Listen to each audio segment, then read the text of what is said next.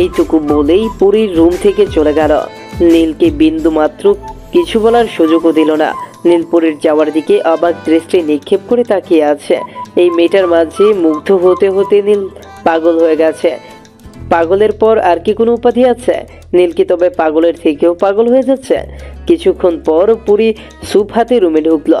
পুরী রুমে এসেই বলল, কোনো কথাই বলবেন না, আগে স্যুপটা শেষ করতে হবে। পুরী এক চামচ স্যুপ তুলে নিল, হালকা করে ফু দিয়ে নীলের মুখের দিকে বাড়িয়ে দিল। নীল নিজেকে বাচ্চা বাচ্চা ভাবছে। ছোট সময় আম্মু যেমন করে এটা সেটা বলে খাইয়ে দিত, ঠিক তেমন ভাবেই পুরী নীলকে খাওয়াতে লাগলো। নীল মুচকি হেসে আয়েসে খাবার খেয়ে নিল।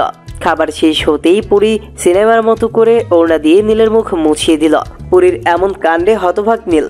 আসলে কেউ মানুক আর না মানুক, পুরী আর নীলের জীবনটা খানিকটা ছায়াছবি হয়ে গেছে। নীলকে হাসতে দেখে পুরীর বেশ অভিমান হলো। পুরী অভিমানী কণ্ঠে বলল, এখন আপনি কিন্তু বেশি করছেন। আমি এখন এই কথাটুকু বলতেই নীল আলতো করে বলল। পুরী হুড়মুড়িয়ে নীলের হাত ধরল। সেই সময়ের মতো পাগলামি শুরু করেছে। নীল পুরীর কানের কাছে মুখ নিয়ে বলল, বউ, এত ভালোবাসো কেন আমায়? পুরীর প্রতি উত্তরে মুচকি হাসল। নীলপুরীর এক হাত ধরে বলল, আমি মরে গেলে খুব কি কষ্ট পাবে তুমি?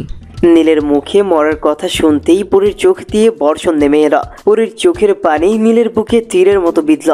পুরীকে এইভাবে কাঁদতে দেখে নীলের ইচ্ছে করছে নিজের গলে নিজেই দুটো চর বসিয়ে দিতে। মরার কথাটা না বললে কি হতো তার? নীলপুরীকে এক হাতে জড়িয়ে ধরে বলল, এই বোকামি, এভাবে কাঁদছো কেন? আমি কোথাও যাব না, তোমাকে ছাড়া আমি কি ভালো থাকবো? মোটেও না। কাঁদে না পড়ি। পুরীর কান্নার গতি কমার বদলে বেড়ে গেল। পুরী নীলের শার্ট খামচে ধরল। মনে হচ্ছে একটু নড়চড় হলেই নীল পালিয়ে যাবে। নীল মলিন হেসে পুরীর মাথায় চুমু দিয়ে দিল। 3 দিন আগে নীলের আর্জেন্ট কল আসায় নীলের মুখে খানিকটা প্রাপ্তির রেখা ফুটে উঠল। হয়তো এমন কিছু যার জন্য নীল অধীর আগ্রহে অপেক্ষা করছিল। পুরী নীলের দিকে তাকিয়ে ভাবছে, মানুষটা একটা ফোন কলে এত খুশি কেন? নীল পুরীর দিকে চোখ মেলে তাকিয়ে দীর্ঘ একটা শ্বাস ফেলল। মিষ্টি হেসে বলল, পড়ি, আমাকে একটা জায়গায় যেতে হবে, ফিরতে কয়েকদিন লাগতে পারে, আর নেটওয়ার্ক না থাকলে হয়তো ফোন দিতে পারবো না। তুমি চিন্তা করো না। নীলের যাওয়ার কথা শুনে পুরীর চোখ বেয়ে আপনা আপনি স্রোত নেমে গেল। নীল স্তব্ধ হয়ে পুরীর দিকে তাকিয়ে রইল। এই মেয়েটা কেন যে একটুতেই কেঁদে ফেলে? যদি ভাগ্যের নির্মম পরিহাসে তাদেরকে আলাদা হয়ে যেতে হয়, তখন পরি কি করে থাকবে? পরি যে শেষ হয়ে যাবে। পুরীর শেষ হয়ে যাওয়া কথা ভাবতেই নীলের শরীর কাঁপনে দিয়ে উঠল। এই কি ভাবলো সে? পরি কেন শেষ হবে? না না, এমনটা হতে পারে না। পরির কিছু হলে নীল নামের এই মানুষটা নিজেকে শেষ করে দিবে। নীলের বুকের ভেতর অসহ্য যন্ত্রণা হতে লাগলো।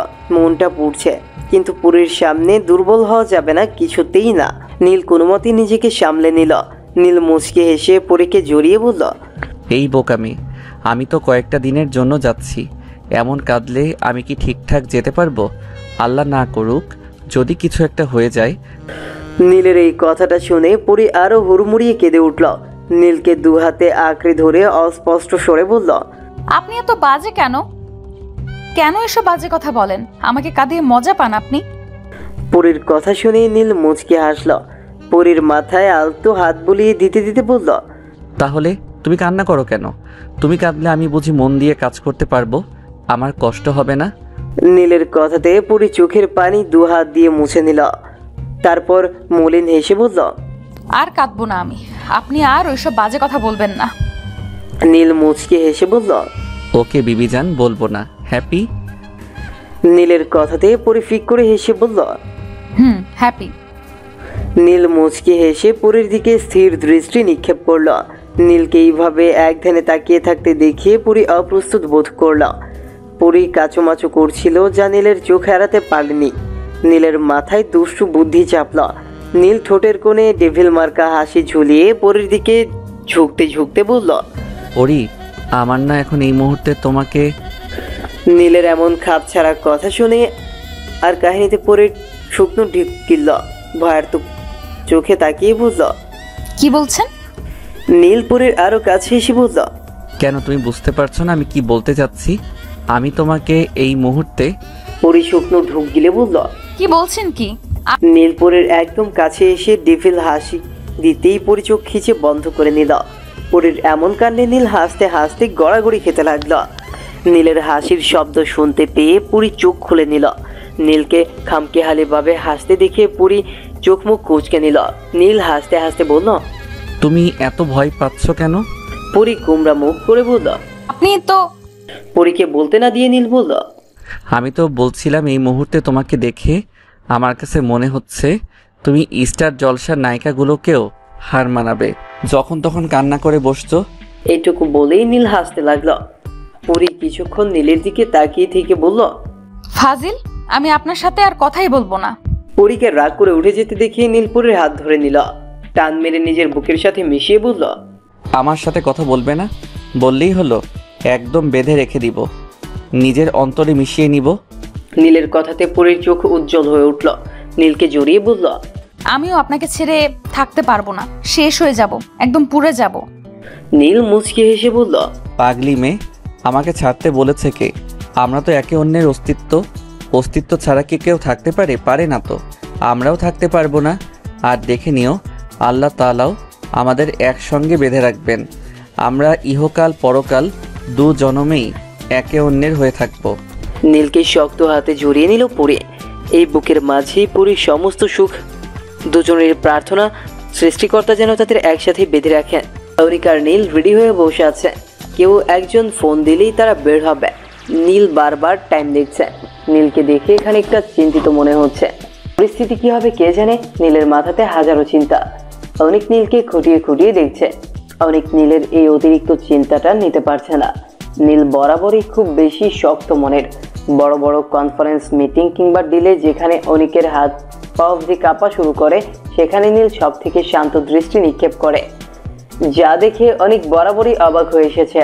কিন্তু পরীকে নিয়ে নীলের অতিরিক্ত চিন্তাটা সবাইকে আকৃষ্ট করে তুলছে। নীল যেভাবে নিজের দুর্বলতা প্রকাশ করে দিচ্ছে, এতে নীলের উপর কেউ আক্রমণ করতে চাইলেই সহজেই করতে পারবে। তাই নীলের শান্ত দৃষ্টিকে ছাপিয়ে অতিরিক্ত মাত্রায় টেনশনে পড়ে যাওয়া নীলকে অনেক ঠিকঠাক হজম করতে পারছে না। অনেকের ইচ্ছে হলো নীলকে ক্ষণ পাঁচেক চর বসিয়ে দিতে, কিন্তু পরক্ষণেই ভাবলো না, ভালোবাসার এক বিরাট অনুভূতি রয়েছে। না চাইতেও নীল পরীর বিষয়ে অতিরিক্ত চিন্তা করে ফেলছে। এতে নীলের দোষ নেই।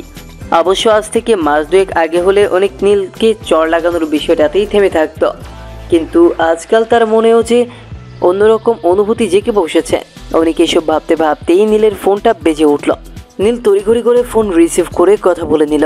হাতের ওয়াচটা দেখে সময় দেখে নিয়ে অনেককে বলল, অনেক ফার্স্ট টাইম নেই। অনেক সোফা থেকে উঠে এলো। তারপর নীলের বাহু ঝাঁকিয়ে বলল, নীল, নিজেকে শান্ত রাখো, নাহলে কিন্তু পরে পস্তাতে হবে। নীল দীর্ঘ একটা নিঃশ্বাস নিয়ে বলল, ইয়া, আই এম ওকে। তারপরেই নীল আর অনেক বাসার সবাইকে বিদায় জানিয়ে চলে গেল। পরি নীলের যাওয়ার দিকে দীর্ঘ সময় নিয়ে চেয়ে রইল। নীল চক্ষু দৃষ্টির আড়াল না হওয়া অবধি পরি এক ধ্যানে চেয়ে রইল। কয়েকদিনের ব্যবধানে নীলকে এতটা ভালোবেসে ফেলেছে পরি। যদি উল্টোপাল্টা কিছু হয় তাহলে পরি কি করে থাকবে? নীলের থেকে নিজেকে আড়াল করা সত্যি পরির নেই। নীল চলে যেতেই পরি অসহায় দৃষ্টি নিয়ে রুমে চলে এলো। বড্ড কষ্ট হচ্ছে, কেন জানি একটু বেশি ভয় করছে। বারবার নীলের কথা মনে পড়ছে, আর নীলকে হারিয়ে ফেলার এক তীব্র যন্ত্রণা অনুভব হচ্ছে। নীল আর অনেক গাড়িতে বসে আছে। আজ নীল বা অনেক কেউই ড্রাইভ করছে না, কারণ ড্রাইভ করার পর শরীর খানিকটা ক্লান্ত হয়ে যায়। আর তাছাড়া আজকের মিশনে শরীর ক্লান্ত হওয়া মানেই এক ধাপ পিছিয়ে যাওয়া। যে করেই হোক শান্ত আর সুলতানা বেগমের সমস্ত চালাকির নিতেই হবে। অনেক ল্যাপটপ বের করে কাজ করতে লাগলো। নীল একের পর এক একজনের সাথে ফোনে কথা বলছে। নীল আর অনেক বিশাল বড় একটা হোটেলের কাছে পৌঁছলো।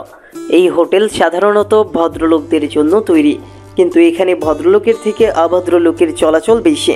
অনেক আর নীল চেঞ্জিং রুমে গিয়ে নিজেদের পোশাক আশাক সহ লুকটাই চেঞ্জ করে নিল। মোটামুটি ভাবে যারা নীল আর অনেককে চিনে তারা ওদের দুজনের ছদ্মবেশ ধরতে পারবে না। নীল আর অনেক হোটেলে ঢুকে পড়লো। কাউন্টারে গিয়ে কথা বলে একটা রুম বুক করে নিল।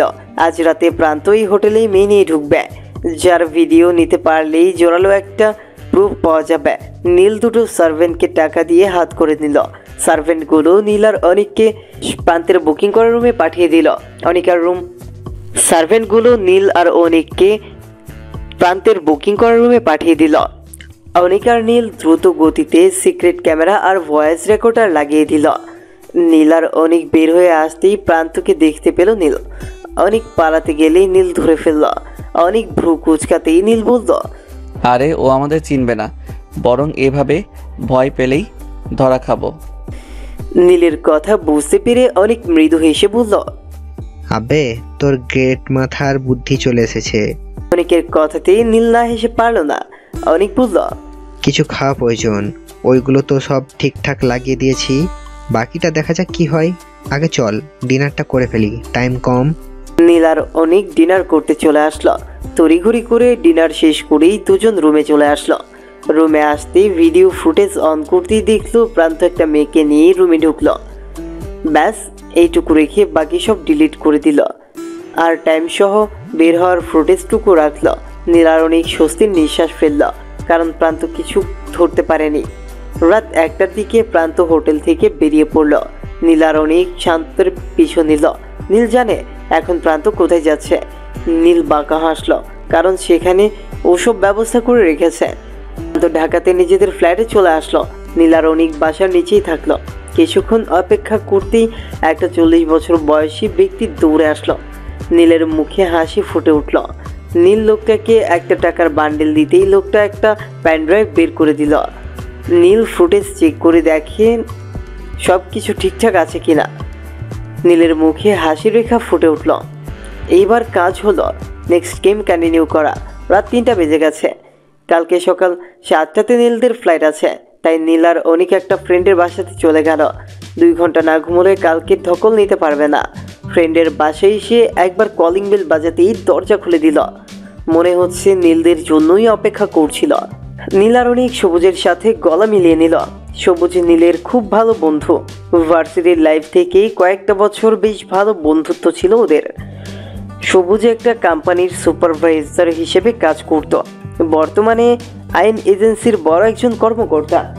8 মাস ধরে চাকরিতে জয়েন হয়েছে, সাথে নিজের ছোটখাটো একটা বিজনেসও আছে।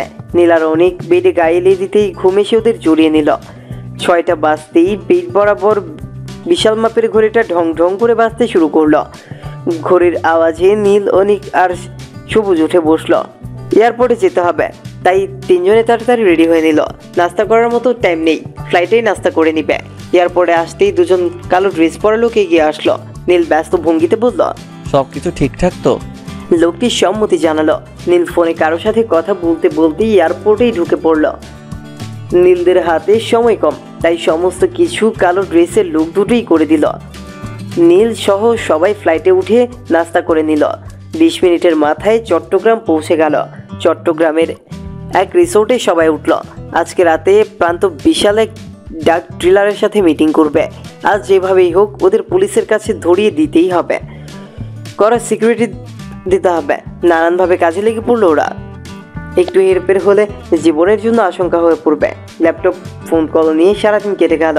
বিকেলের দিকে নীল জানতে পারলো ডিলটা কক্সবাজারে হবে। নীলের মাথায় বাজ পড়ার মতো অবস্থা। নিশ্চয়ই কোনোভাবে ওরা জানতে পেরেছে আজকে ওদের ডিলটা কেউ ফলো করছে। নীল মাথা চেপে ধরে বসে আছে। কিছুক্ষণ পর তড়িঘড়ি করে নীল সহ সবাই বের হয়ে গেল কক্সবাজার। সন্ধ্যার দিকে পৌঁছে গেল, কিন্তু এখানকার সিকিউরিটি গার্ডদের এই নিয়ে আরেক ঝামেলা। বুদ্ধি করে ওরা সবাই সার্ভেন্ট সেজে নিল। মেইন ডোর দিয়ে ঢোকার সময় দুটো গার্ড বাধা দিল। মহা মুশকিলে পড়ে গেল ওরা। সবুজ চট জলদি উত্তর দিল, কিন্তু গার্ড দুটো বিশ্বাস করলো না। সবুজ হাসতে হাসতে পকেট থেকে নকল কার্ড বের করে দেখালো। গার্ড দুটো ভেতরে ঢোকার পারমিশন দিতেই ওরা তিনজন ভেতরে ঢুকে গেল। কিন্তু মাঝে সমস্যা হলো, শুধু যখন ফোনে কথা বলছিল তখন 3টে গার্ড শুনে ফেলল। গার্ড দুটো বন্দুক ঠেকাতেই সবুজ হাত উপরে করে নিল। একজন গার্ড কাউকে ফোন দিতে লাগলো। ফোন ধরার আগেই পেছন থেকে নীল এসে আফিম শুকিয়ে দিল। মুহূর্তের মধ্যে তিনজন জ্ঞান হারালো। অনেক স্বস্তির নিঃশ্বাস ফেলে বলল, আরে ভাই সাবধান, এখানে একটা নয় বেশ কয়েকটা ডিলার আসবে, তাই এত সিকিউরিটি, একবার ভুল হলে সব শেষ। তিনজন মিলে গার্ড 3টেকে স্টোর রুমে বেঁধে রেখে দিল। গার্ড 3টের কার্ড নিয়ে নিল।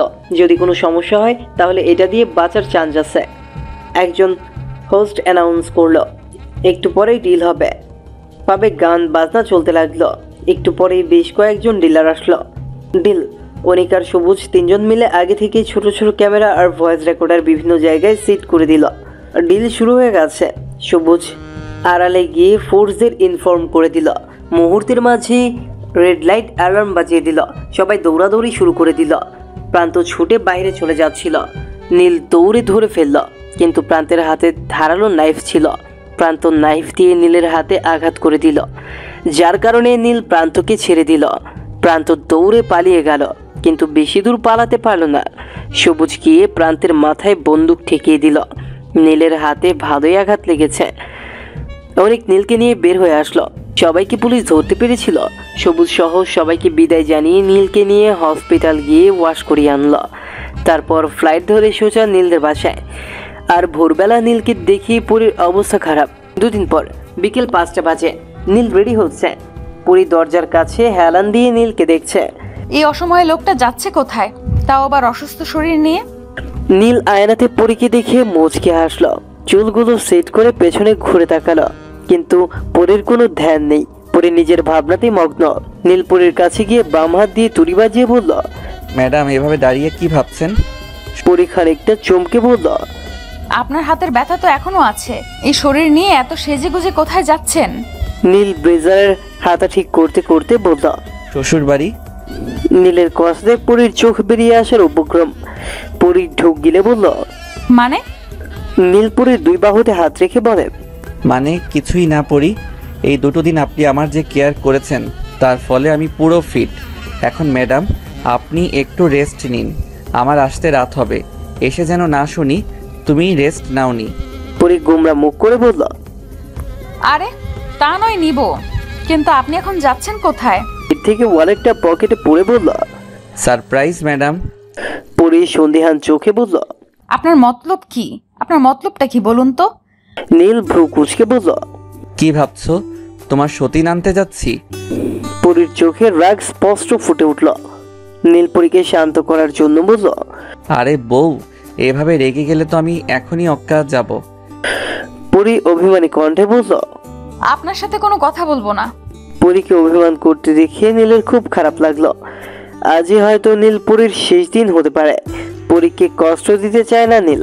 নীল নিজের আবেগ যথাসম্ভব লুকিয়ে পরীর দিকে এগিয়ে গেল। পরীর দুগালে হাত রেখে বলল, এই পিচ্ছি, এভাবে মন খারাপ করে না। তুমি তো আমার পৃথিবীর একমাত্র অক্সিজেন, তুমি কষ্ট পেলে যে আমার শ্বাস নিতে কষ্ট হয়। পরীর অভিমানগুলো গলে গিয়ে চোখের কোণে পানির সৃষ্টি করলো। নীল একটু ধমকের সরে বলল, এই একদম না, চোখের কোণে পানি দেখতে চাই না, ঠোঁটের কোণে হাসি দেখতে চাই। নীলের কথাতে ঠোঁটের কোণে প্রশস্ত এক হাসি চলে আসলো। নীল আলতো হাতে পরীকে জড়িয়ে ধরল। দরজার কাছে এসে থমকে গেছে দুটো মানুষ। দুজনা চোখ একে অপরের দিকে চাওয়াচাই করছে। হঠাৎ করেই দুজনে বলে উঠল, এই আমরা কিছু দেখিনি। অনিকার হাফসার কণ্ঠে নীল আর পরী একজন আরেকজনকে ছেড়ে দিল। পরিবেশ লজ্জা পেয়েছে, তাই পেছনে ঘুরে রইল। নীল বিরক্তিকর স্বরে বলল, তোরা আসার আর সময় পাস না? হাফসা ভেঙচি কেটে বলল, আমরা কি করে জানবো তোমরা রোম্যান্সে ব্যস্ত? নীলকে কিছু বলতে না দিয়ে অনেক বলল, সেটাই তো। আর তাছাড়া দরজা খুলে রেখে রোম্যান্স করলে তো যে কেউ এসে পড়বে। নীল চোখ ছোট ছোট করে বলল, এই যে মিস্টার অনিক আর মিস হাফসা, আপনারা যখন প্রেম করেন আমরা কি তখন দেখতে যাই? তো তোদেরও উচিত না এভাবে আসা। নীলের কথাতে পরি ঘুরে তাকালো। অনিক আর হাফসা একে অপরের মুখ চাষই করছে। নীল ডেভিল হাসি দিয়ে বলল, কি ভাবেন আমি কিছু জানি না? অনেক মেয়েকে হাসি দিল, আর হাফসা বোকা হয়ে দাঁড়িয়ে রইল। কয়েক সেকেন্ড পরেই হাফসা বলল, হ্যাঁ আম্মু এখনই আসছি। আর অনেক টাইম দেখে বলল, আমি তো ভুলেই গেছি, আমার মিটিং আছে। ওদের উদ্ভট কাণ্ডে নীল হাসতে হাসতে গড়াগড়ি খেল। দুজনেই অপ্রস্তুত ছিল, তাই ব্যস্ততা দেখিয়ে পালিয়ে গেল। নীলের হাসি দেখে পুরি মুগ্ধ হয়ে তাকিয়ে রইল। কি সুন্দরী হাসি। সন্ধ্যা 6টা বাজে। শীতকাল হওয়াতে সূর্য বেশ কিছুক্ষণ আগেই অস্ত গিয়েছে। হাফসা ছাদের এক পাশে দাঁড়িয়ে আছে, আর অনেক ছাদের কোণে রাখা টেবিলের উপর হাত গুজে বসে আছে। সে তার উত্তর পর অপেক্ষা করছে আর হাফসা কি উত্তর দিবে তা ভাবছে। রুম থেকে হাফসা ছুটে সোজা ছাদে চলে আসে। তার মাথা কাজ করছে না। নীল কি বলল? আকাশের দিকে তাকিয়ে আছে হাফসা। পরন্ত বিকেল, রোদ নেই একদমই, থেকে থেকে বাতাস বইছে। কিছুক্ষণ হাফসা দাঁড়িয়ে থাকলো, তারপর পেছনে ঘুরতেই দেখতে পেল অনেক দাঁড়িয়ে আছে। অনেককে দাঁড়িয়ে থাকতে দেখে হাফসা অপ্রস্তুত হয়ে গেল। হাফসা খানিকটা তুতলিয়ে বলল, নি অনেক মৃদু হেসে বলল, ভাবলাম একটু ছাদে আসি, কিন্তু এসে দেখলাম তুমি দাঁড়িয়ে আছো, কিছু একটা ভাবছো, তাই আর ডিস্টার্ব করিনি। হাফসা ছোট করে উত্তর দিল। ও হাফসা একটু পাশে তাকাতেই দেখলো দেয়ালের সাথে লাগিয়ে রাখা গিটার। হাফসা মুখ কুঁচকে বলল, গিটার? অনেক মৃদু হেসে বলল, আমি এনেছি। তুমি দাঁড়িয়ে আছো দেখে ভাবলাম গিটারটা নিয়ে আসি। তোমার ভাবনা শেষ হলে না হয় একটা গান শুনিয়ে দিব। তুমি তো সেদিন প্রুফ চেয়েছিলে। হাফসা মাথা নিচু করে দাঁড়িয়ে আছে। হাফসা এই প্রথম এতটা লজ্জা পাচ্ছে।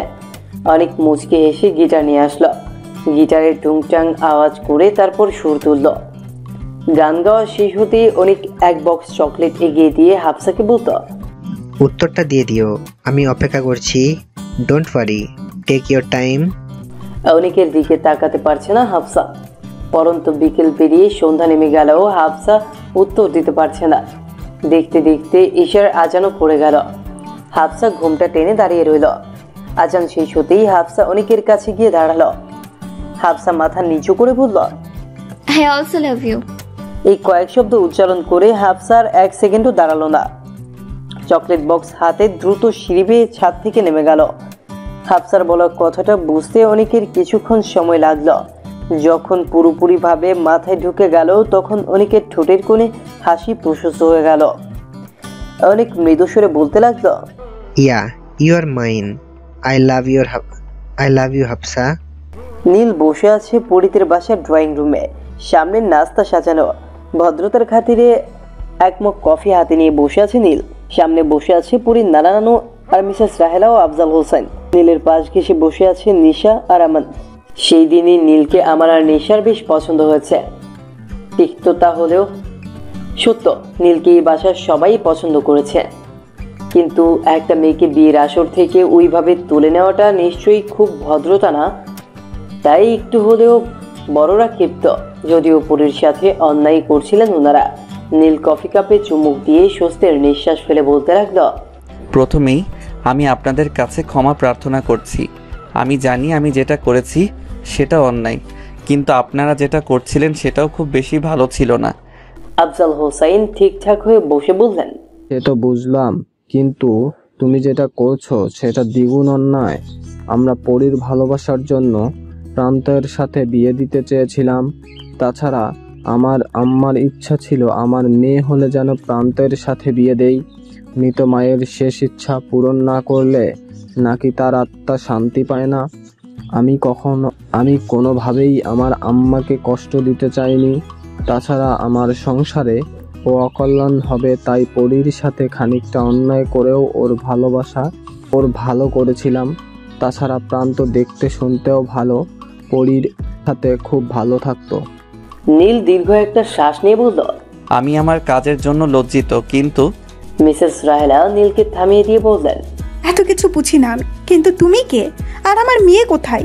নীল হাঁটুতে দুহাত গুজে মৃদু হেসে বলল, আমি নীল। আমার পুরো নাম রাফসান আহমেদ নীল। আমি হাফসার বড় আর একমাত্র ভাই। হাফসা নামটা শুনতেই সবাই জড়সড় হয়ে বসলো।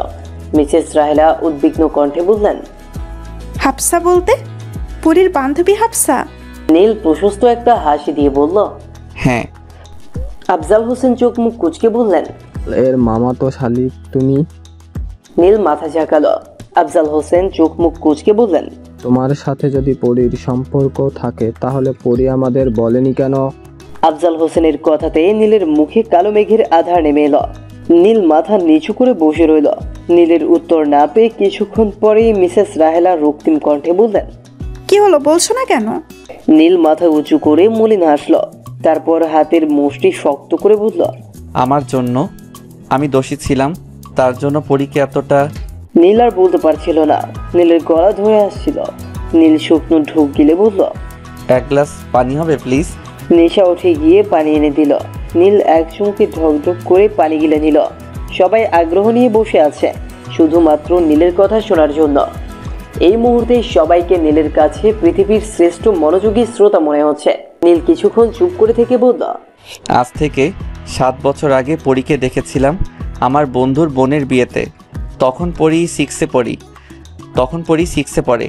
বাচ্চা একটা মেয়ে দেখতে গুলোমুলো দেখে ইচ্ছে হচ্ছিল একটু আদর করে দিতে, তাই কিছু মুহূর্ত পরীর দিকে চেয়েছিলাম। কিন্তু বাসায় গিয়েও সেই মুখটা বারবার মনে পড়ছিল। আমার 18 বছরের জীবনে কারো জন্য এরকম অনুভূতি হয়নি, কিন্তু আমি সেই সময় সেটাকে পাত্তা দেইনি। তারপর চলে যায় 1টি বছর। স্কুলে গিয়েছিলাম, তখনই আবার পরীর দেখা পাই। এক মুহূর্তের জন্য চোখ আটকে গিয়েছিল। নিজেকে সামলে বাসায় চলে আসলেও পরীকে ভুলতে পারিনি আমি। সারা রাত নিজের মনের সাথে যুদ্ধ করে মেনে নেই আমি পিচ্চি মেয়েটাকে ভালোবাসি। পরদিনই ছুটে আসি স্কুলের কাছে এক মুহূর্ত পরীকে দেখার জন্য। এভাবেই আড়ালে লুকিয়ে লুকিয়ে পরীকে দেখে চলে যেতাম। বেশ ভালোই ছিলাম, যদিও মনের অনুভূতিগুলো দিন দিন বাড়ছিল আর পরীকে পাওয়ার নেশাটাও বাড়ছিল। কেটে যায় আরও 1টি বছর। তারপর পরী হঠাৎ একদিন আমায় মেসেজ দেয়। প্রথম দিকে বুঝতে না পারলেও পরবর্তীতে বুঝে যাই এটা পরী, কিন্তু আমি সেটা পরীকে বুঝতে দেইনি। পরী প্রথম থেকে আমায় ঘৃণা করত, কিন্তু আমাকে জানতে গিয়ে ওর পিচ্চি মনটা আমাতে আবদ্ধ হয়ে যায়। কিন্তু পরী নিজের অনুভূতি কখনোই আমাকে বলেনি, শুধুমাত্র নিজের পরিবারের কথা ভেবে। আর আমি বলিনি পরী বাচ্চা মেয়ে বলে, কিন্তু বুঝিনি আমার জন্যই পরীর জীবনে এত বড় ক্ষতি হবে। সেটা হলো জেএসসি রেজাল্ট। শুধুমাত্র আমাকে নিয়ে ভাবতে গিয়েই ওর রেজাল্টটা বাজে হয়ে যায়। আমি নিজের ইচ্ছেকে বুকে চাপা দিয়ে পরীকে ইগনোর করতে থাকি। পরীর প্রতিটা পোস্ট বুঝিয়ে দিত আমাকে কতটা মিস করতো ও, কতটা কষ্ট পেত ও, কিন্তু ওর স্বপ্নকে আমি ভাঙতে চাইনি। বারবার ইগনোর করা সত্ত্বেও মেয়েটা একইভাবে পড়ে থাকতো। যখন নিজে সহ্য করতে পারতাম না তখন পরীকে রিপ্লাই দিতাম। আমি নিজেই কতটা কষ্ট পেতাম। সেখানে পরী তো বাচ্চা মেয়ে ছিল, তবুও নিজের ভালোবাসাকে তিলে তিলে কষ্ট দিয়েছি। আমি মানতাম কিছু পেতে হলে কিছু ছাড়তে হয়, তাই আমি আমার যুবক বয়সের অনুভূতির কিছুটা স্যাক্রিফাইস করেছি। লাস্ট কয়েক বছর পরীর সাথে একদমই যোগাযোগ বন্ধ করে দেই, চলে যাই লন্ডনে। কিন্তু বুঝে উঠতে পারিনি আমার একটু ভুলের জন্য পরীকে এত বেশি কষ্ট পেতে হবে। সেই দিন পরীকে ওইভাবে বিয়ে করা ছাড়া আমার উপায় ছিল না। আমি পরীকে বদনাম হতে দিতে পারি না, আর আমি জানতাম পরী আমাকে কতটা ভালোবাসে, তাই অনুমতির প্রয়োজন মনে করিনি। সেই সকল কিছুর জন্য আমি লজ্জিত। আমার সামান্য ভুল পরীকে জীবনের ভয়ঙ্কর এক পরিণতির সম্মুখীন করেছিল। আমি ওকে ভালোবাসি। বড়দের সামনে বিষয়টা বলা লজ্জাজনক হলেও আমি বলতে বাধ্য হচ্ছি। আমি পরীর সাথে এক ঘরে থাকি না, আমাদের মাঝে ওই রকম সম্পর্ক গড়ে ওঠেনি। পরিবারকে ছাড়া পরী সুখী নয়, সব কিছু পেয়েও পরী অসম্পূর্ণ। আপনাদের সবাইকে প্রয়োজন। নীলের প্রতিটা কথা সবাই মনোযোগ দিয়ে শুনেছে। তাদের কারো মুখের ভাবভঙ্গি দেখে বোঝা যাচ্ছে না এরা কতটা মর্মাহত এতে।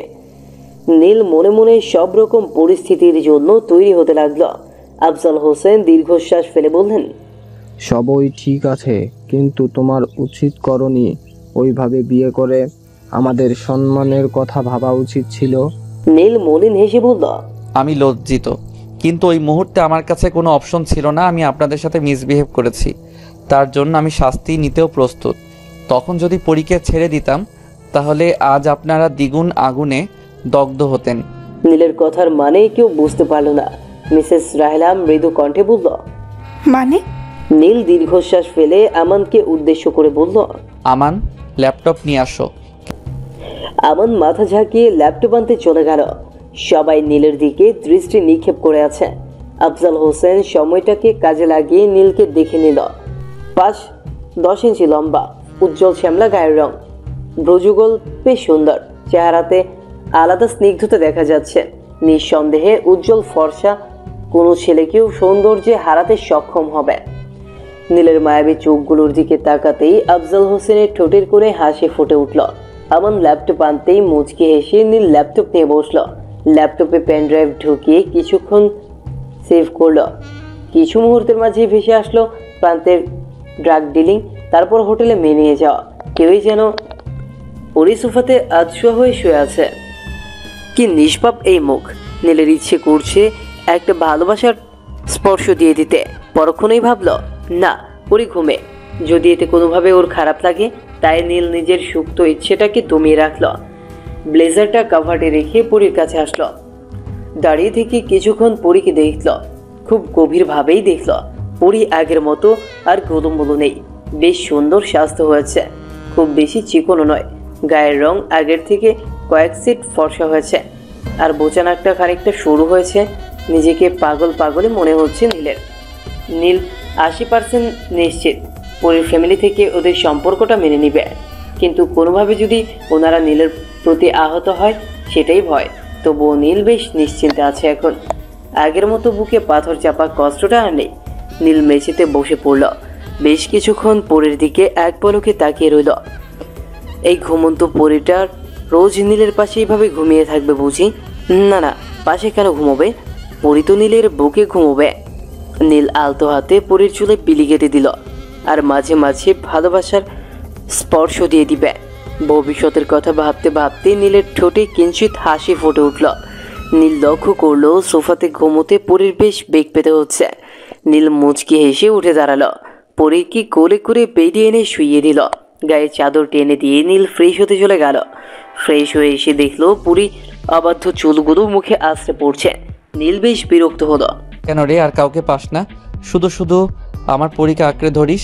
পরীর চুল পেকে পায়ের পাতা অবধি সমস্তটা জুড়ে আমি থাকবো, শুধু আমি। হঠাৎই নীল নিজের কৈশোর জীবনকে অনুভব করতে লাগলো। এই সময় নিজেকে নিয়ন্ত্রণে রাখা বড্ড কঠিন। নীল নিজেকে সামলে নেওয়ার চেষ্টা করলেও বারবার ব্যর্থ হচ্ছে। অবশেষে নীল ভাবলো, না, পরী আমার স্ত্রী, আমি ওকে জড়িয়ে ধরতেই পারি।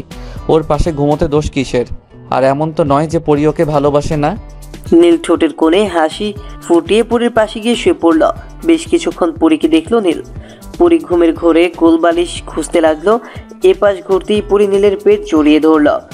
তারপর নীলের খানিকটা কাছে এসে একদম নীলের বুকের সাথে মিশে গেল।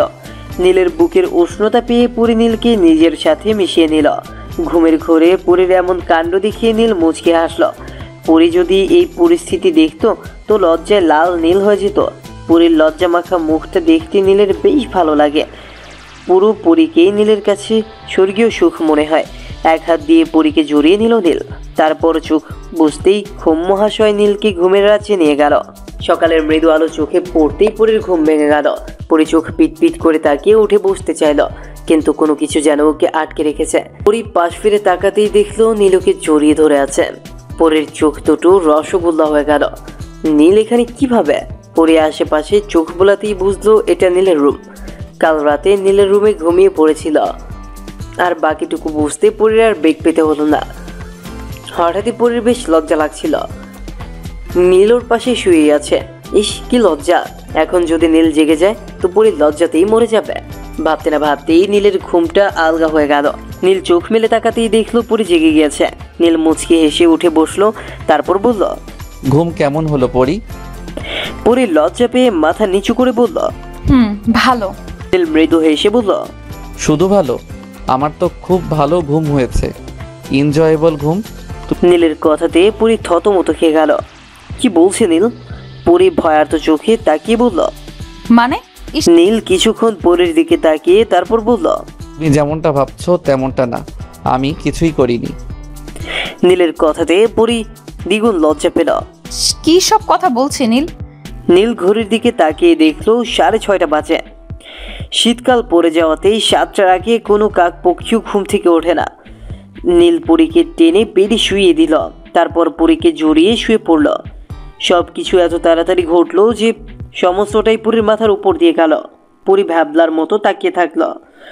পরী নীলকে ছাড়ানোর ব্যর্থ প্রচেষ্টা করতে লাগলো, কিন্তু বারবারই অসফল হলো। পরী মৃদুস্বরে বলল, ছাড়ুন প্লিজ, আম্মু উঠে পড়বে। পরীর কথাতে নীল পরীর দিকে এক পলক তাকিয়ে আবার শুয়ে পড়ল। পরী বোকা বনে গেল। নীল মুচকি হেসে বলল, এত দূরে দূরে থেকো না পরী, নিজেকে সামলাতে পারছি না, বড্ড ইচ্ছে করে কাছে পেতে।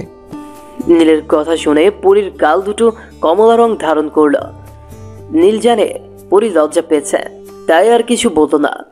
হঠাৎই দরজায় কড়া পড়ল। পরী শুকনো ঢুক গিলে নিল। ভয়ার্ত চোখে তাকিয়ে নীলকে বলল, আমি লুকিয়ে পড়ছি, আপনি গিয়ে দরজাটা খুলে দিন। পরীর কথাতে নীলের ভ্রুযুগল আপনা আপনি কুঁচকে গেল। নীল অবাক হয়ে কিছুক্ষণ তাকিয়ে রইল, তারপর বলল, কি? পরী নিচু সরে বলল, কেউ আমাকে দেখলে কি ভাববে? আমাকে যদি বলে আমি এখানে কি করছিলাম? পরীর কথাতে নীল হাসবে না কাঁদবে তা বুঝে উঠতে পারছে না। অবশেষে নীল হাসতে হাসতে বলল, বলবে তাই তো? এটা তো সহজ। বলবে স্বামীর সাথে রোম্যান্স করছিলাম।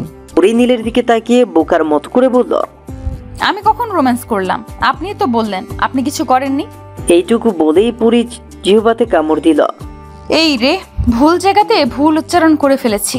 ইস, কি লজ্জা। পরীকে লজ্জায় লাল নীল হতে দেখে নীল হাসতে লাগলো। ময়না ডাক দিতেই বলল, একটু পরে উঠছি। ময়না আচ্ছা ভাইজান বলে যেতেই নীল বাঁকা হাসলো। পরীকে এক হাত দিয়ে শক্ত করে জড়িয়ে বলল, আমি এখন যা তা করতে পারি, কিন্তু করব না মিসেস নীল। তবে এত সহজে ছাড়ছি না। এইটুকু বলেই নীল পরীর গলাতে চুমু দিয়ে দিল। ভোরের মিষ্টি আলোর সাথে নীলের উষ্ণ ঠোঁটের স্পর্শ পেয়ে পরী কেঁপে উঠল। নীল পরীর গলাতে বেশ কয়েকটা চুমু দিতেই পরী নীলকে শক্ত করে জড়িয়ে ধরল। নীল বুঝতে পেরে মুচকে হাসল। পাগলি একটা, এইটুকু ভালোবাসাও নিতে পারে না। পরবর্তীতে কি যে করবে এত লজ্জাবতী মেয়েটা, অথচ সেই নীলকেই গভীরভাবে ভালোবাসে। নীল পরীর কানের কাছে মুখ নিয়ে বলল, খুব তাড়াতাড়ি সম্পূর্ণ ভালোবাসার সাগরে ডুবিয়ে দিব। প্রস্তুত হও পিচ্ছি। পিচ্ছি বলে কোনো ছাড় নেই। নীলের কথাতে পরী লজ্জায় কুকড়ে গেল। কি সব বলছে নীল? এই ছেলেটার মুখে লাগাম নেই। পরীকে লজ্জা পেতে দেখলেই যেন এর শান্তে। ভালোবাসার সাগরে ডুবিয়ে দিব কথাতে ভাবতেই পরীর শরীরে শিহরণ বয়ে গেল। উফ, নীল এই ছেলেটা বুঝি পরীকে মেরেই ফেলবে। নাস্তার টেবিলে বসে আছে সবাই। পরী আর রোজিনা বেগম খাবার সার্ভ করছে। ময়না কিচেন থেকে খাবার এনে দিচ্ছে। নীল আপন মনে খাবার খাচ্ছে। পরী বারবার নীলের দিকে তাকাচ্ছে, কিন্তু নীল পরীকে পাত্তাই দিচ্ছে না।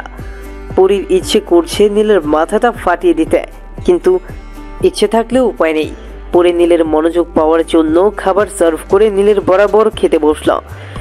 অল্প একটু খাবার নিয়ে খেতে লাগলো পরী, কিন্তু নীল এখনো পরীর দিকে তাকাচ্ছে না, যার ফলে পরিবেশ বিরক্ত।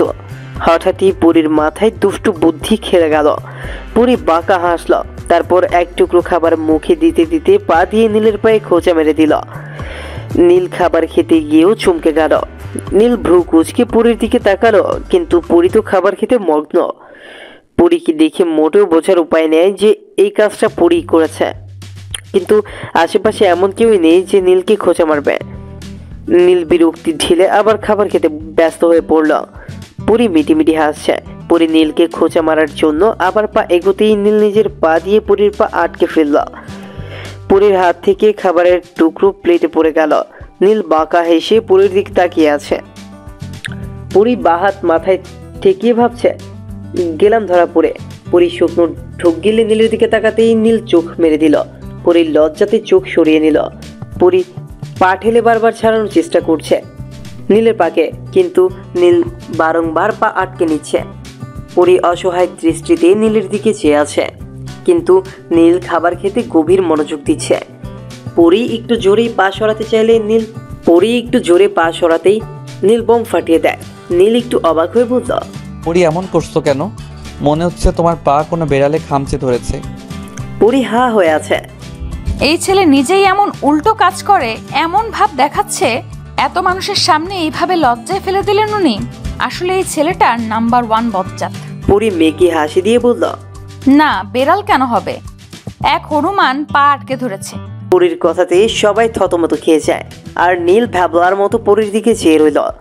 সবাই একটু সন্দিহান চোখে তাকাতেই পরী বোকা হাসি দিল।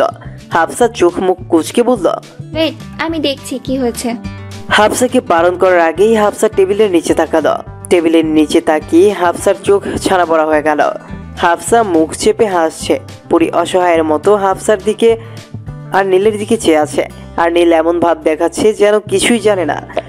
হাফসাকে এইভাবে হাসতে দেখে সবাই জিজ্ঞেস করলো কি হয়েছে। হাফসা একটু কেশে গলা পরিষ্কার করে নীলের দিকে তাকিয়ে বলতো, পরীর পায়ে একটা হনুমান আঁকড়ে ধরেছে, আর সেই হনুমানটা হলো। হাফসাকে আর বলতে না দিয়ে পরী বলতো, না না, তেমন না, আমি তো মজা করছিলাম। আর হাফসাও হাফসা মেয়েকে হাসি দিয়ে বলল, ওহ, তাই বুঝি।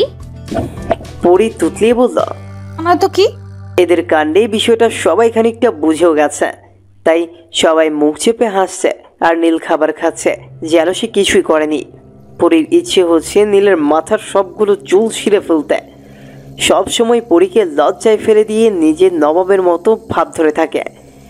এদের সকলের কথার মাঝে নীল পারমাণবিক বোম ব্লাস্ট করে দেয়। নীল খাবার শেষ করে চেয়ার টেনে উঠে দাঁড়িয়ে বলল, সবাইকে একটা কথা বলার ছিল। হাফসা আর অনিক একে অপরকে পছন্দ করে। সবাই অবাক হয়ে তাকিয়ে আছে। হাফসার হাত থেকে পানির গ্লাসটা টেবিলের উপর পড়ে গেল। অনেক শুকনো ঢুক গিলে বলল, দুপুর একটা। নীল রেডি হচ্ছে আর পরি নীলকে এক দৃষ্টিতে তাকিয়ে তাকিয়ে দেখছে। কিছুক্ষণ আগেই নীল পরীকে এসে বলল রেডি হয়ে নিতে। বারবার জিজ্ঞেস করার পরেও নীল বলেনি কোথায় যাবে। পরি নীলের উপর বিরক্ত, হঠাৎ এটা বলে সেটা বলে, কিন্তু পরিষ্কার করে কিছু বলে না। নীল আয়নাতে পরীর প্রতিছবি দেখছে আর মুচকি মুচকি হাসছে। কি অপূর্ব লাগছে পরীকে। নাকে ডগায় রাগ স্পষ্ট। কাউকে রাগলেও যে এত সুন্দর লাগে নীলের তা জানা ছিল না। অবশ্য আজকাল নীল পরীর সমস্তটাতেই অতিরিক্ত পরিমাণে মুগ্ধ হচ্ছে। একেই হয়তো বলে ভালোবাসা, আর ভালোবাসার মানুষটাকে ভালো লাগা একজন প্রেমিকের রন্ধ্রে রন্ধ্রে মিশে আছে। নীলও তো একজন স্নিগ্ধ প্রেমিক পুরুষ, তাহলে তার ক্ষেত্রে ব্যতিক্রম কেন হবে? নীল চোখে সানগ্লাসটা দিয়ে চুলগুলো সেট করে নিল। পরি এখনো একই ভঙ্গিতে তাকিয়ে আছে। নীলপুরীর সামনে এসে হাত দিয়ে তুড়ি বাজাতেই পরি চমকে উঠল। পরি চোখ মুখ কুঁচকে বলল, কি হচ্ছে কি? যখন তখন যা ইচ্ছা করে যাচ্ছেন, যার সমস্তটাই আমার নাকের ডগার উপর দিয়ে যাচ্ছে। পরির এমন অদ্ভুত বাক্য উচ্চারণে নীল খিলখিলিয়ে হেসে উঠল। পরি বিরক্তি নিয়ে তাকালেও নীলের হাসির কাছে বিরক্তি নামক কঠিন শব্দটা ব্যর্থ হয়ে গেল। মুহূর্তের মাঝেই এক চিলতে হাসি এসে পরির উপর ভর করল। নীল হাসি থামাতেই দেখল পরির ঠোঁটের কোণে মিষ্টি হাসি ঝুলিয়ে নীলের দিকে আপলক দৃষ্টিতে তাকিয়ে আছে। নীলের চোখগুলো পরির চোখের দিকে আটকে গেল। নীল চোখ থেকে সানগ্লাসটা নামিয়ে নিল। পরির চোখগুলো যে এতটা মায়াবী কখনো সেইভাবে খেয়াল করেই দেখা হয়নি নীলের। চোখ দুটোই পানি টইটুম্বর, ঘন কালো পাপড়ি কি স্নিগ্ধ। নীল মুগ্ধ হয়ে পরীর চোখের দিকে তাকিয়ে রইল। নীলের কাছে মনে হচ্ছে পরীর চোখের দিকে তাকিয়ে এক যুগ সময় অনায়াসে পার করে দিতে পারবে। নীলের অদ্ভুত চাহনিতে পরীর অস্বস্তি লাগছিল। পরী বারবার চোখের পলক ফেলতে লাগলো। দুপাট্টার কোনা মশরাতে মশরাতে পরী বলল, যাবেন না? পরীর কণ্ঠে নীলের ভাবনার ব্যাঘাত ঘটল। নীলের চোখ মুখে বিরক্তি ফুটে উঠল। পরক্ষণেই বিরক্তি চলে গিয়ে ঠোঁটের কোণে অদ্ভুত এক হাসি ফুটে উঠল।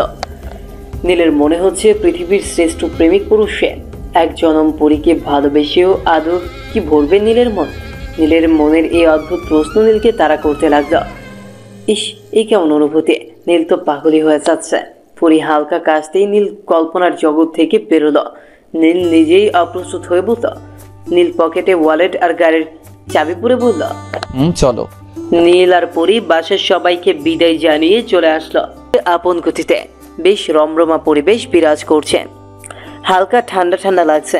পরীর চোখ চোরা কেমন ঘুম ঘুম করছে। বারবার ঝিমুনি আসছে। কয়েকবার ঝিমুতে ঝিমুতে পড়ে যাচ্ছিল পরী। হাত দিয়ে আঁকড়ে ধরেছে আর প্রতি উত্তরে পড়ে দিয়েছে মিষ্টি হাসি। সিটে হেলান দিয়ে বড় একটা হাই তুলল পরী। নীল পরীর দিকে এক পলক তাকিয়ে ড্রাইভিংয়ে মনোযোগ দিয়ে বলল, পরি ঘুম পেলে একটু ঘুমিয়ে নাও, না ঘুমালে শরীর ক্লান্ত লাগবে। আমি পৌঁছে গিয়ে ডেকে দিব। পরীর বেশ ঘুম পাওয়াতে পরী আর তেমন কিছু বলল না, শুধু মাথা ঝাঁকিয়ে সম্মতি জানালো। তারপর সিটে হেলান দিয়ে চোখ বন্ধ করে শিরশিরে বাতাস অনুভব করতে লাগলো আর মুহূর্তের মাঝেই ঘুমিয়ে পড়ল। নীল মুচকি হেসে গাড়ি চালাতে থাকলো। মিসেস রাহেলা উদ্বিগ্ন কণ্ঠে নিশাকে ডেকে চলেছেন, কিন্তু নিশার আসার নামই নেই। মিসেস রাহেলার উদ্বিগ্ন কণ্ঠ শুনতে পেয়ে আমান কিচেনে এগিয়ে আসলো। মিসেস রাহেলা খুন্তি হাতে মাছ ভাজতে ভাজতে বললেন, আমার নিশা কোথায়? আমান অবাক হয়ে বলল, আমি কি করে জানবো? দেখো, ছাদে গিয়ে বসে আছে বোধহয়। মিসেস রাহেলা বিরক্ত হয়ে বললেন, কি ঝামেলা? একে তো কাজের মেয়েটা 2 দিন ধরে আসছে না, তার উপরে এত কাজ আমি একা হাতে সামলাই কি করে? এত রকমের রান্না করতে হবে আর সাহায্য করার জন্য কেউই নেই। আমান মাথা চুলকোতে চুলকোতে বলল, আচ্ছা, আমায় বলো, আমি সাহায্য করছি। মিসেস রাহেলা গ্যাস অফ করে কড়াই নামিয়ে বললেন, তুই কি মেয়েলি কাজ করতে পারবি নাকি? পরে হাত পুড়িয়ে আরেক ঝামেলা বাড়াবি। আমান ভ্রু কুচকে বলল, আমি সবই পারি, শুধু তোমরাই বোঝো না। মিসেস রাহেলা বিরক্তিকর স্বরে বললেন, তার জন্যই তো গত বছর যখন বলেছিলাম মাংসটা একটু দেখ, আমি 2 মিনিট আসছি, তখন তো মাংসের সাথে সাথে নিজের হাতও পুড়িয়েছিলি। আমান মেকি হাসি দিয়ে বলল, ওইটা অ্যাক্সিডেন্ট। মিসেস রাহেলা টিকিয়া বানাতে বানাতে বলল, হ্যাঁ হয়েছে হয়েছে, এত ঢং দেখাতে হবে না, পারলে সালাডটা কেটে দে। আমান মাথা ঝাঁকিয়ে সালাদ কাটতে চলে গেল। এক গাদা ফুল হাতে বাসায় ফিরেছে নিশা আর আফজাল হোসেন। বাসার কলিং বেল বাজতেই আমান এসে দরজা খুলে দিল। আমান হা হয়ে তাকিয়ে আছে। আমানকে এইভাবে তাকিয়ে থাকতে দেখে নিশা বলল, গাধা, যদি পারিস তো ফুলগুলো ভেতরে নিয়ে যা, গরুর মতো হাঁ করে আছিস কেন? আমান চোখ রাঙিয়ে বলল, একদম গাধা বলবি না, আমি তোর বড় ভাই বলে ডাকবি। নিশা ভেঙচি কেটে বলল, বইয়ে গেছে আমার ভাই ডাকতে, 5 মিনিটের বড়, তাকে আবার সম্মান দেখে ভাই বলে ডাকতে হবে। আমান কিছু বলবে তার আগেই আফজাল হোসেন বললেন, তোরা থামবি একটু, ফুল সহ জিনিসপত্রগুলো ভিতরে নিতে সাহায্য কর। আমান আর কিছু বলল না। সবাই মিলে একসাথে সমস্ত জিনিসপত্র ভেতরে নিয়ে গেল। বনানের বিশাল এক অ্যাপার্টমেন্টের সামনে গাড়ি দাঁড় করিয়েছে নীল। 14 তলার বিশাল বাড়িটা পরিদের। 10 তলার ফার্স্ট ফ্ল্যাট আর সেকেন্ড ফ্ল্যাট নিয়ে পরিদের বাসা। নীল বাড়ি থেকে বের হয়ে দীর্ঘশ্বাস ফেলে দিল। আজ হয়তো অন্য কিছু হতে পারত, কিন্তু মহান আল্লাহর অশেষ রহমতে সব ভালো হয়েছে। তিনি চেয়েছেন বিধায় এই পরি আর নীলের সম্পর্কটা গাঢ় হয়েছে। নীল মুচকি হেসে ঘুমন্তপুরের মুখটা দেখে নিল। আজ পরীকে পুরো চমকে দিবে নীল, পরীকে পরিপূর্ণতা দিবে। পরীর পরিবার ছাড়া পরী সুখী নেই যে। নীল ঘুমন্তপুরীর কপালে উষ্ণ ঠোঁট ছুঁয়ে দিল। মেয়েটাকে কলিজায় বেঁধে রাখতে পারলে বোধহয় নীলের শান্তি হতো। কেন যে এত মায়া? নীল পকেট থেকে রুমাল বের করে ঘুমন্তপুরীর চোখ বেঁধে দিল। তারপর মিষ্টি কণ্ঠে পরীকে ডাকতে লাগলো। পরীর ঘুম নীলের ডাকে হালকা হলো। চোখ মেলে তাকাতেই সবকিছু অন্ধকার দেখে খানিকটা ভয় পেয়ে গেল পরী। নীল আশ্বস্ত করে বলল, ভয় পেও না পরি, আমি আছি তোমার পাশে। একটা সারপ্রাইজ দেওয়ার জন্য চোখ বেঁধে দিয়েছি। নীলের কথাতে পরী স্বস্তি পেল। পরী দীর্ঘশ্বাস নিয়ে ছোট্ট করে বলল, আচ্ছা। নীল মুচকি হেসে পরীর হাত ধরে গাড়ি থেকে নামিয়ে নিল। পরী ধীর কণ্ঠে বলল, কোথায় আছি আমরা? পরীর হাত ধরে আগাতে আগাতে বলল, বলা যাবে না এটা সারপ্রাইজ। পরীও আর বাড়তি প্রশ্ন করল না। পরী জানে নীল যেহেতু বলেছে এটা সারপ্রাইজ, তো এটা নীল কোনোভাবেই বলবে না। নীল পরীকে নিয়ে লিফটে উঠে বোতাম টিপে 10 তলা সেট করে দিল। মুহূর্তের মাঝেই 10 তলায় এসে লিফট থামল। পরীর হাত ধরে পরীকে অতি সাবধানে নীল লিফট থেকে বের করে নিল। পরীদের ফ্ল্যাটের কাছে আসতেই সাদা পিসের মিষ্টি গন্ধ পরীর নাকে এসে লাগলো। পরীর শরীর কেঁপে উঠল। পরীর নিজের বাসার কথা মনে পড়ে গেল। পরী নিজেদের ফ্ল্যাটের দরজার কাছে অনেক রকমের ফুলের গাছ লাগিয়ে রেখেছে, সেখানেও সাদা রঙের পিস ফুল ফোটে। পরীর মনে ভর করলো বিষাক্ত কারো ধর। নীল বুঝতে পেরে বলল, পরি, সবসময় মন খারাপ করতে হয় না, ভালো কিছুর জন্য অপেক্ষা করতে হয়। পরী কিছু না বলে মাথা ঝাঁকালো। নীল মৃদু হেসে কলিং বেল বাজালো। কিছুক্ষণের মাঝেই দরজা খুলে গেল আর নীল পরীর চোখের বাঁধনও খুলে দিল। পরীর চোখ খানিকটা ঝাপসা ঝাপসা লাগছে। একে তো বেশ অনেকক্ষণ ঘুমিয়েছিল, তার উপর ঘুম ভাঙার পূর্বেই নীল চোখ বেঁধে দিয়েছে। পরিবারের সবাইকে চোখের সামনে দাঁড়িয়ে থাকতে দেখে পরীর বিশ্বাস হলো না। পরীর চোখ কচলে আবার তাকালো, কিন্তু না, সত্যি সবাই তার সামনে দাঁড়িয়ে আছে। দীর্ঘ 10টি দিন সবাইকে ছেড়েছিল পরী। পরী টলমল চোখ নিয়ে নীলের দিকে তাকাতেই নীল চোখ দিয়ে আশ্বস্ত করে বোঝালো, সব ঠিক দেখছো পরি? পরী বুঝতে পেরে নীলের দিকে নীরব কৃতজ্ঞতা জানালো। মিসেস রাহেলা অনর্গল কেঁদে যাচ্ছেন। আফজাল হোসেনের চোখের কোণে পানি চিকচিক করছে। কোনো এক অদৃশ্য দেয়াল পানিকে আটকে রেখেছে। নিশা আর আমানের চোখে মুখে স্নিগ্ধ হাসে। বোনকে দেখতে পেয়ে যেন সমস্ত সুখ ওদের চোখে মুখে উপচে পড়েছে। মামের ভালোবাসা এক অন্যরকম ভালোবাসা হয়, কারোর সাথে তুলনা করা যায় না এটার। মিসেস রাহেলা হাত বাড়াতেই পরিমাকে আঁকড়ে ধরে হু হু করে কাঁদতে লাগলো। পরিবারের স্নিগ্ধ এই সুন্দর মুহূর্তের সাক্ষী হয়ে থাকলো নীল। নীলের ঠোঁটের কোণে হাসির রেখা, মনে অদ্ভুত এক তৃপ্তি, চোখে মুখে অসম্ভব খুশিরা ঝলমল করছে। সে পেরেছে তার ভালোবাসাকে পরিপূর্ণতা দিতে। নীল পৃথিবীর সব থেকে সুখী প্রেমিক পুরুষের তালিকায় নিজের নাম লেখাতে সক্ষম হয়েছে।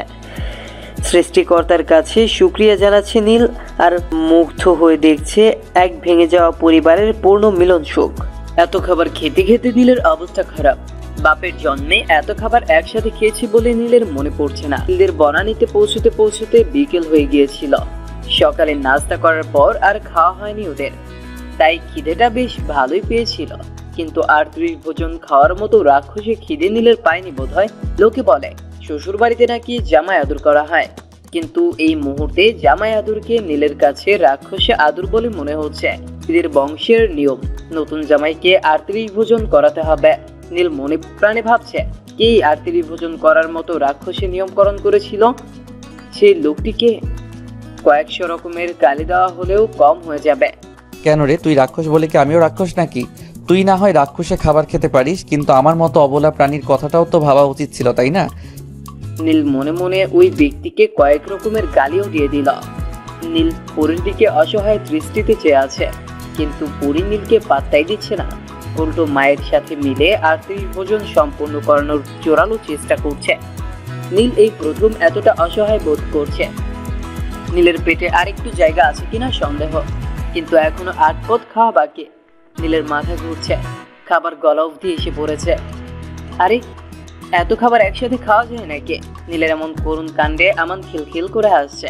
নীল ভ্রু কুঁচকে বলল, শালাবাবু চিন্তা করো না, তোমরা তো 38 ভোজন করাচ্ছ, তোমাকে এমন জায়গায় বিয়ে দিবে যেখানে 58 ভোজন করানো হবে।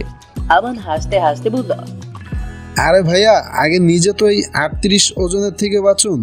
নীল অসহায় হয়ে ভাবছে। তুলে নিয়ে বিয়ে করার জন্য এত বড় শাস্তি? পরে নীলের কাণ্ডে এবার না হেসে পারল না। এতক্ষণ হাসি চেপে রাখতে পারলেও এখন আর তা সম্ভব হয়নি। পুরি রুম কাঁপিয়ে হাসছে। নীলের এই রাক্ষসে ভোজনের অসহায়ত্ব ছাপিয়ে ওর ঠোঁটের কোণে প্রশস্ত এক হাসি চলে এলো। পুরি কতদিন পর মন খুলে হাসছে। বেশ কিছুক্ষণ নীল পুরীর হাসির উপভোগ করল। পুরি হাসতে হাসতে চেয়ারে বসে পড়ল। নীল ভ্রু কুঁচকে বলল, এভাবে না হেসে পারলে আমায় সাহায্য করো। পুরি হাসি থামিয়ে মুখ গুমরা করে বলল, আমি কি করে করব? আর আমার ইচ্ছেও নেই আপনাকে সাহায্য করার। পুরীর কথাতে নীল আহত হলো।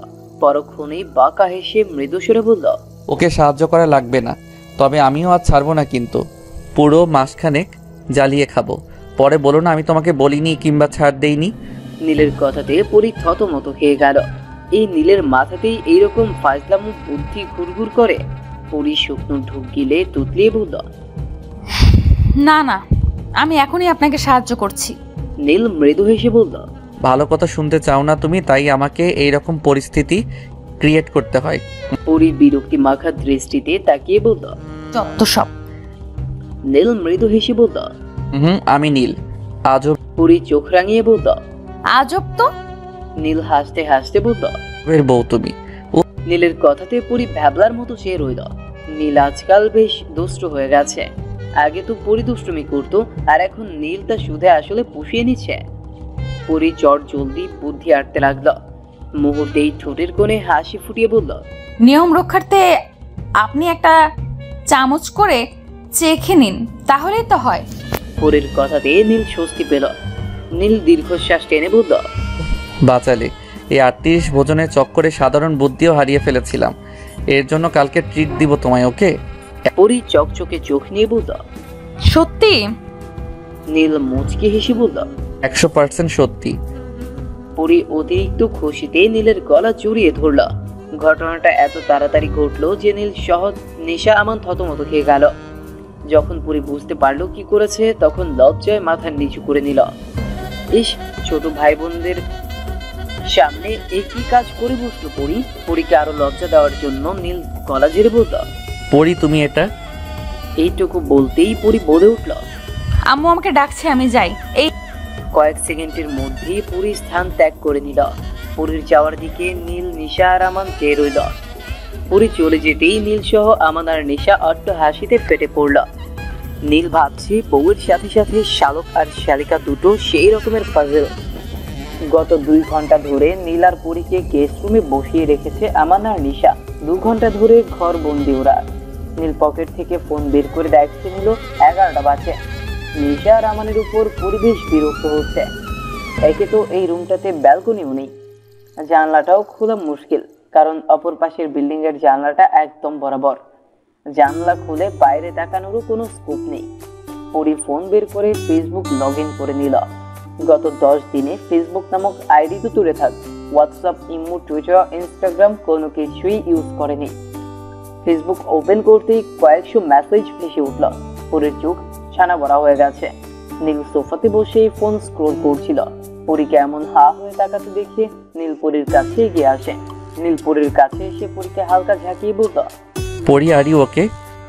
পরী কিছু না বলে ফোনটা নীলের কাছে এগিয়ে দিল। নীল ভ্রু কুঁচকে ফোনটা হাতে নিল। মেসেজ অপশনে শত মেসেজ ও লাইন দেখে নীলও বেশ চমকালো। নীল একে একে মেসেজগুলো ওপেন করলো। মেসেজগুলো পড়তে পড়তে নীল হাসতে হাসতে গড়াগড়ি খেতে লাগলো। এত হেসেছে যে নীলের পেট ব্যথা হয়ে গেছে। 1/4 মেসেজই পরীর বান্ধবীদের মেসেজ। মেসেজগুলো এমন, এই পরি বিয়ে করে নিলে জানালিও না, এটা কিন্তু ঠিক নয়। আর হানিমুনে একাই মজা নিচ্ছিস, আমাদের কথা ভাবলিও না। জানো, দুলাভাইকে নিয়ে একাই ঘুরে বেড়াচ্ছ? আমাদেরও তো একটা হক আছে, তাই না? বোন, খালামণি কবে হমু খবর দিস। তোর বিয়ে আর খালামণি হওয়ার ট্রিট একসাথেই নিব। দুষ্টু, এমনটা কেমনে করলি? জিজুর পকেট খালি করার একটা সুযোগও দিলি না। বাসর রাতের ফুটেজ পাঠাইস বোন, আমাদেরও কাজে লাগবে। সুখে থেকো, ভালো থেকো। সারা বছর নিরামিষ ভাব ধইরা তুই দেখি কেল্লা ফতে করে দিলি। ওই, তোর বরের কোনো ভাই নাই? ভাই না থাকলে বিয়ে ক্যান্সেল। আমাদের দাবি মানতে হবে, মানতে হবে। জীবনটা পুরাই তেজপাতা ভাবলাম আমি আমার বাচ্চা কাচ্চা নিয়ে তোর বিয়েতে আসমো, আর তুই আমার স্বপ্নে পানি ঢেলে দিলি। কিরে, হানিমুনে কমপ্লিট রাখি? জামাই তোর হইলেও জিজু কিন্তু আমাদের। আর একটু বুদ্ধি দিস তো, পুরো সিনেমার মতো পালাবো। যদি ওই ব্যাটা না পালাই তো ওরে ফালাই ওর ভাইরে নিয়ে পালামো। মিস পরি, আমাদের সাথে অন্যায় করেছেন আপনি। এত বড় শুভ কার্য সম্পূর্ণ করে ফেললে আমাদের জানালিও না। ওই বাসর রাতের গল্প শোনালি? ওই বাসর রাতের গল্প শোনাবি, নইলে তোর বরের কাছে থেকে শুনবো, কিন্তু তখন দোষ দিতে পারবি না। আমার সারা জীবনের একটাই স্বপ্ন ছিল, তোর বিয়ের দিন তোর বরকে নিয়ে পালামো। আর তুই এটা কি করবি? সমস্যা নাই, তোর মাইয়ার সাথে আমার পোলার প্রেম করাই দিব। তারপর তোরে না জানাইয়া ছেলের বউ নিয়ে চলে আসুম। তখন দেখবি আর জ্বলবি, লুচির মতো ফুলবি। এমন শত মেসেজ দেখার পর নীলের অবস্থা বেহাল। পরিও যে কি রকমের ফাজিল তা পরি রিপ্লে দেখি বলতে যাচ্ছে। নীল হাসি থামিয়ে বলল, তুমি যেমন তোমার বান্ধবীরাও তেমন। পরি চোখ রাঙিয়ে বলল, একদম আমার বান্ধবীদের নিয়ে কথা বলবেন না। নীল হাসি চেপে বলল, ওকে ওকে মিসেস নীল, আপনার শিরোধার্য। পরি ভেঙচি কাটতেই নীল বলল, মিসেস নীল, আমার শালিকাদের মেসেজে বলে দিন কালকে ওনাদেরও ট্রিট দিব। উজ্জ্বল চোখে তাকিয়ে বলল, রিয়েলি? নীল চোখ মেরে বলল, বেবি। পরি মুখ কুঁচকে বলল, কি নীল পরির কাছে এসে এক হাতে কোমর জড়িয়ে ধরে বলল, তোমারই জন্য। নীলকে ছাড়াতে বলল, করছেন কি? ছাড়ুন। নীল পরির ঘাড়ে চুমু দিয়ে বলল, আমার প্রেম করতে ইচ্ছে হচ্ছে তো আমি ছাড়বো না। ঘাড়ে নীলের ঠোঁটের ছোঁয়া পেতেই পরি জমে গেল। পরির পা দুটো অসাড় হয়ে গেল। হঠাৎই দরজা খুলে গেল। নীল আর পরি ছিটকে দূরে সরে গেল। আমানার নিশা ঢুকছে। আমানার নিশা মুখ চেপে হাসছে। পরি নীলের দিকে রাগী চোখে তাকিয়ে আছে, আর নীল বোকা হাসি দিচ্ছে। নীলকে পরির রুমের বাইরে দাঁড় করিয়ে রেখেছে নিশা আর আমান। তাদের হাজারো দাবি মানতে মানতে ক্লান্ত। প্রথম শর্ত হারাতে হবে নিশা আর আমানকে, না হলে নো এন্ট্রি। নীল বেশ সফলভাবেই ওদেরকে হারিয়ে দেয়, কিন্তু দ্বিতীয় শর্ত ছিল একটা ধাঁধা। নীল এই ধাঁধার উত্তর দিতে ব্যর্থ হয়, যার ফলে গেম ড্র হয়ে যায়।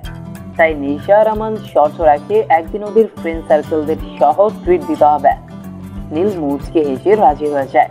তারপরেও কয়েকটা শর্ত রাখে ওরা। নীল সেগুলোতেও রাজি হয়ে যায়, কিন্তু তবুও পরি রুমে ঢোকার অনুমতি দেয়নি ওরা। নীল আহত দৃষ্টিতে ওদের দিকে তাকাতেই ওরা দুজন বাহাত চুলকোতে থাকে। নীল ওদের দিকে তাকিয়ে ভ্যাবলা হয়ে যায়। আজকালকার ছেলেমেয়েরাও এতটা তীক্ষ্ণ বুদ্ধির সম্পূর্ণ তা নীলের জানা ছিল না। মানতেই হবে, যেমন বোন তেমন তার ভাই বোন।